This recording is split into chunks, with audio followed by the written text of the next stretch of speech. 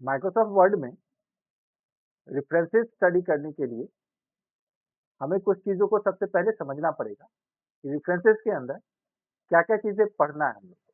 तो सबसे पहले क्या पढ़ना है रेफरेंसेस में? Table of content, footnotes, situation and bibliography, caption, indexes and table of authority. इसमें सबसे पहले हम लोग टेबल ऑफ कंटेंट्स के बारे में पढ़ेंगे कि टेबल ऑफ कंटेंट्स का यूटिलाइजेशन कहाँ-कहाँ होता है। टेबल ऑफ कंटेंट नॉर्मली हम लोग जब किसी भी बुक्स को ओपन करते हैं, तो ओपन करते हुए जैसे हम लोग बुक्स को ओपन किया, ओपन करते हुए हमको वहाँ पर चैप्टर वाइज़ सारे इन्फॉर्मेशंस को दिखाया जाता है, कि चैप्टर 1 के कितने नंबर पेज में है, चैप्टर 2 कितने नंबर पेज में है, चैप्टर 3 कितने नंबर पेज में है, ये सारा का सारा टेबल ऑफ कंटेंट हमारे बुक्स के अंदर दिया हुआ रहता है।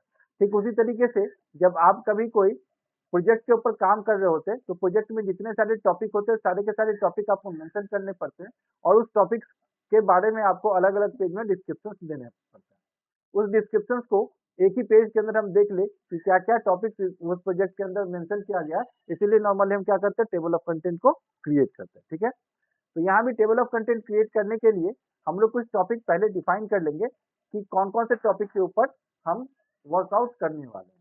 तो जैसे सपोज़ कीजिए हम कभी भी किसी टॉपिक को डिक्लेयर करते हैं, यानी कोई प्रोजेक्ट क्रिएट करते हैं, तो सबसे पहले क्या लिखते हैं? इंट्रो,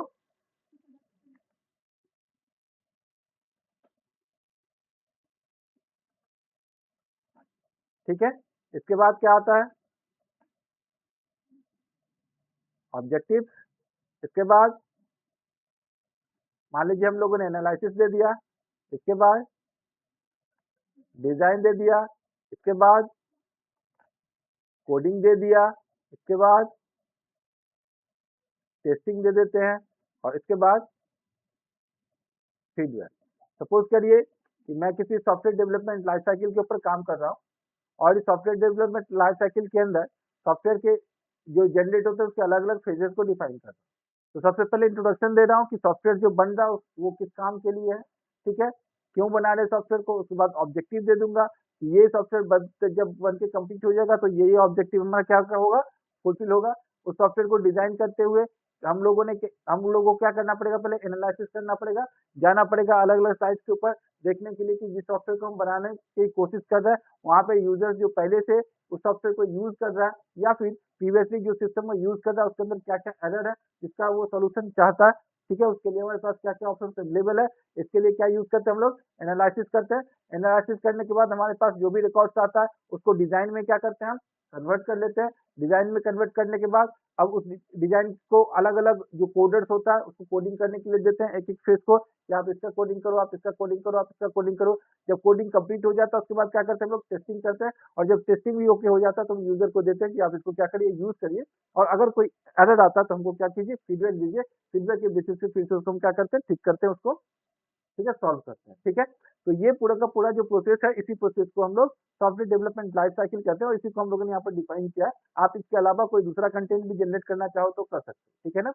बेटर समझ में आया इसलिए मैंने इस कंटेंट को यहाँ पर आपको डेवलप करके दिया है। अब देखिए यहाँ पर टेबल ऑफ कंटेंट के अंदर जब इसको हमको डेवलप करना होगा, तो सबसे पहले क्या करना होगा, इस पूरे के पूरे टेक्स्ट को एक साथ सेलेक्ट कर लेना होगा। इस तरह से क्या किया हम लोगों ने, टेक्स्ट को सेलेक्ट कर लिया। टेक्स्ट के सिलेक्शन के बाद यहाँ पर देखिए ऐड टेक्स्ट बटन है ना, इस ऐड टेक्स्ट बटन के ऊपर क्लिक करेंगे और इसको क्या डिफाइन कर देंगे, लेवल 1।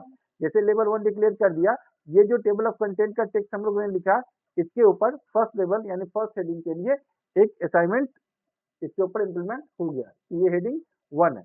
अब आते हैं इस पर्टिकुलर कंटेंट को अलग-अलग पेज में रखना हमको। जैसे इंट्रोडक्शन पेज 1 में रखेंगे, ऑब्जेक्टिव पेज 2 में रखेंगे, है ना?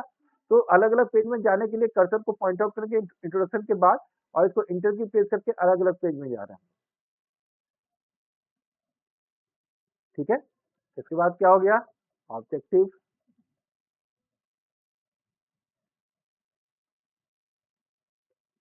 एनालिसिस, ठीक है? सबको क्या किए, अलग-अलग पेज में डाल दे रहे हैं।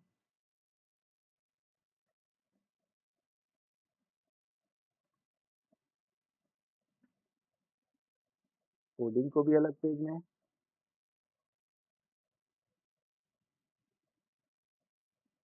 टेस्टिंग को भी अलग पेज में, फीडबैक को। तो टोटल अभी 7 पेजेस यहाँ क्रिएट हो चुका है और हम चाहते हैं कि इस 7 पेज का कंटेंट क्या हो हमारे पास जनरेट हो जाए। ठीक है, तो यहाँ पर आते हैं, इसको थोड़ा नीचे कर लेते हैं, और जैसे इसको हम लोगों ने नीचे किया तो ये और नीचे होता जाएगा। यानी इंट्रोडक्शन अगर पेज 1 में था, उसको अगर मैं पेज 2 में लेके जाऊँ, तो पेज 2 का कंटेंट किधर चल जाएगा, पेज 3 में, और पेज 3 का कंटेंट पेज 4 में। इस तरीके से पेज 7 से कितना हो गया, पेज 8 हो गया। अब हमको क्या करना, पहले पेज में टेबल ऑफ कंटेंट डालना अपने को, है ना। तो यहाँ पर क्लिक करेंगे और टेबल ऑफ कंटेंट बटन के ऊपर क्या करेंगे, इधर क्लिक कर देते हैं। ये है ना अलग अलग स्टाइल, मैं पहले वाले स्टाइल पहले हेडिंग को लेता हूँ। क्या किया इसने, अपने आप क्रिएट कर दिया ना। यही कंटेंट अगर आप यहाँ से क्रिएट नहीं करोगे और मैन्युअली क्रिएट करोगे तो आपको पूरा टेबल बनाना पड़ेगा, टाइप करना पड़ेगा एक एक करके पूरा, है ना। और सबसे बड़ा प्रॉब्लम कब क्रिएट आएगा, जब सपोज करिए कि आपने इसमें से किसी एक कंटेंट को बढ़ा दिया है, ठीक है ना। यहाँ पर इंट्रोडक्शन में एक और कोई पोर्शन आप डाल रहे हो, ठीक है ना, इंट्रोडक्शन के बाद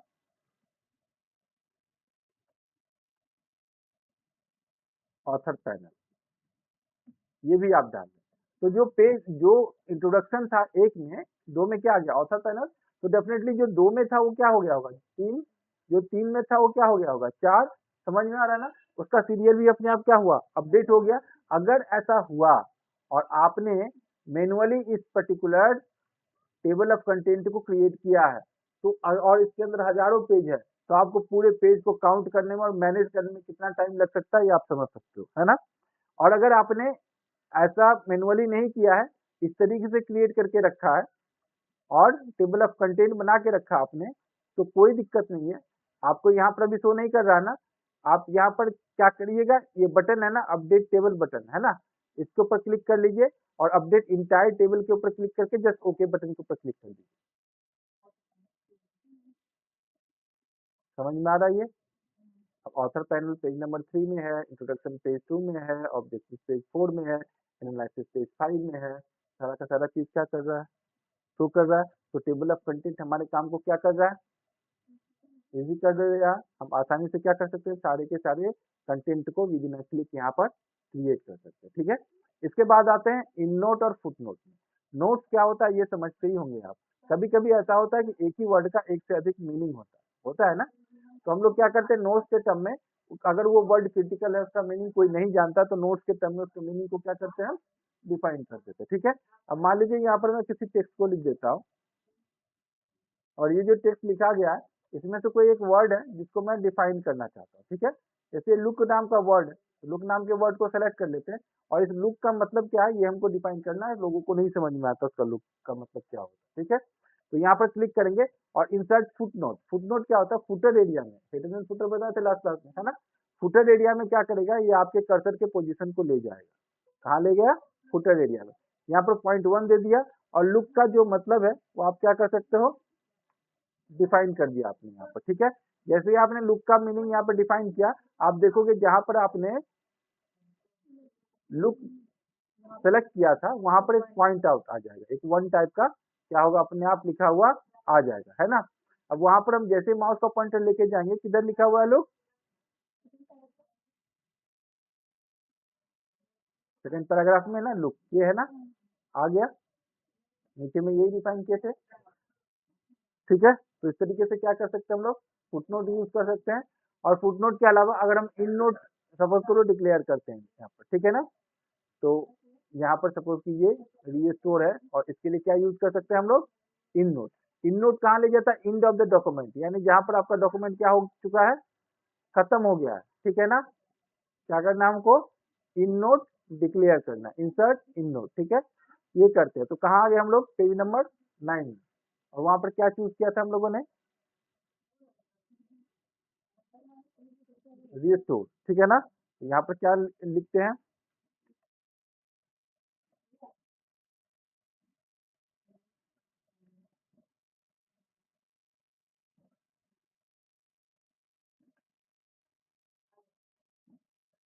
ठीक है, place where we store backup. ठीक है, ये डिफाइन कर दिया।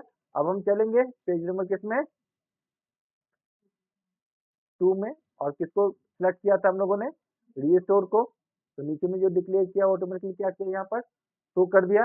तो इन नोट और फुट नोट क्यों यूज करते हैं, समझ में आ रहा, ठीक है, आ रहा है ना।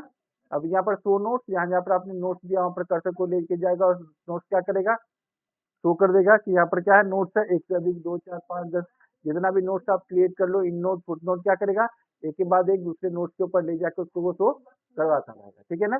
अब आगे चलते हैं, इसके बाद क्या है, इंसर्ट सिचुएशन। सिचुएशन क्या होता है समझिएगा।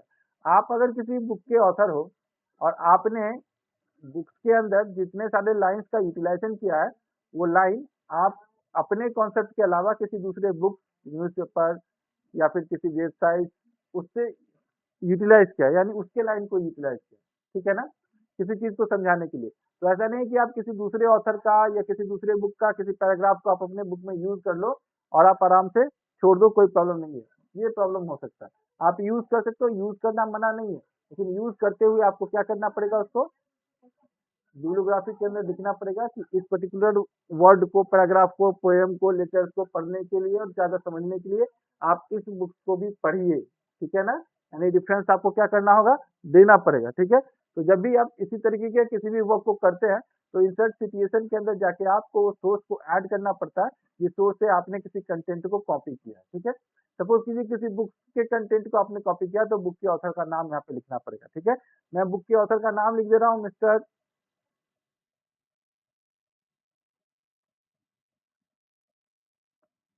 ट्रम्प। ठीक है, अब यहाँ पर मैं लिख देता हूँ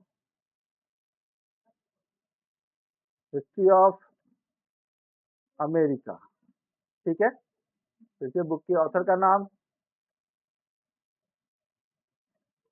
मिस्टर ट्रम्प, बुक का टाइटल क्या लिखेंगे,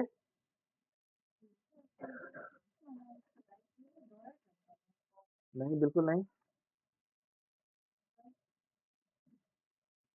ट्रम्प सिर्फ डोनाल्ड ट्रम्प ही होंगे ऐसा कुछ नहीं है, ट्रम्प टाइटल के बहुत सारे लोग होंगे वहाँ पर। ठीक है, तुम्हें क्या लगता है मैं ये पढ़ा रहा हूँ, वीडियो यूट्यूब पे डाल दूंगा, कॉपीराइट के अंदर आ जाए, ऐसा नहीं होगा। ठीक है, ये वो ट्रम्प नहीं है।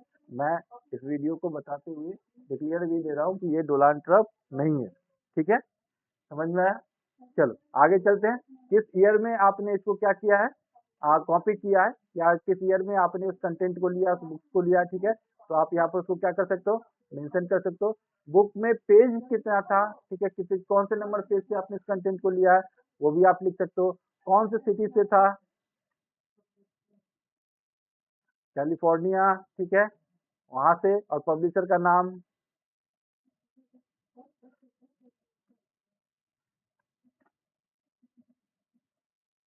ठीक है, ये आपने कर दिया और यहाँ पर आके क्या करते हैं उसके बाद, ओके। जैसे ओके किया, एक नाम इधर आ गया ना आपके पास, दूसरा भी कोई ऐड करना चाहते हैं, कोई दिक्कत नहीं है। आप क्या कर लो, यहाँ पर इंसर्ट सिचुएशन में चले जाइए, ऐड न्यू सोर्स। ठीक है, अब यहाँ पर नाम दे दीजिए,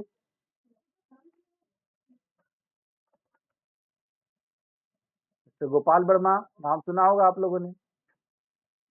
ठीक है,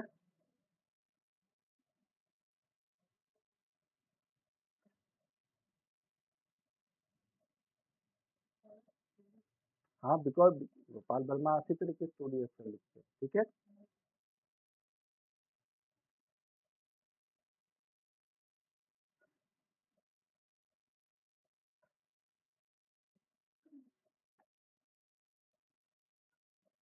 आप जिसको जहाँ से भी कॉपी कर रहे हैं सारी चीजों को क्या करना पड़ेगा, इधर लिखना पड़ेगा।